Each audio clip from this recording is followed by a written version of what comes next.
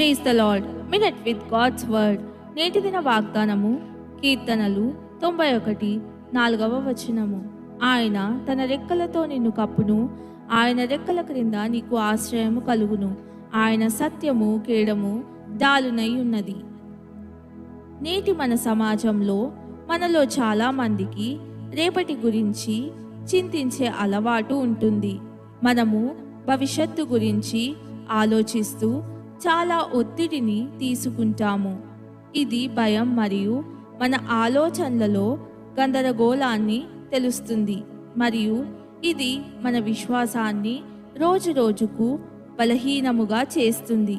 అందుకే దేవుడు తన లేఖనాలను చదవమని మరియు ధ్యానం చేయమని ఎల్లప్పుడూ గుర్తు చేస్తాడు. బైబిల్లోని ప్రతి వాక్యము మనకు వాగ్దానము మరియు ఇది ఆయనపై ఆధారపడటానికి మరియు మన విశ్వాసాన్ని పెంపొందించుకోవడానికి సహాయపడుతుంది. గుర్తుంచుకోండి, చింత ఎల్లప్పుడూ విశ్వాసాన్ని బలహీనము చేస్తుంది మరియు ప్రార్థన ఎల్లప్పుడూ మీ విశ్వాసాన్ని పెంచుతుంది. కనుక చింతించేవారిగా ఉంటారా లేదా విశ్వసించేవారిగా ఉంటారా అనేది గమనించుకోండి. ఆమెన్.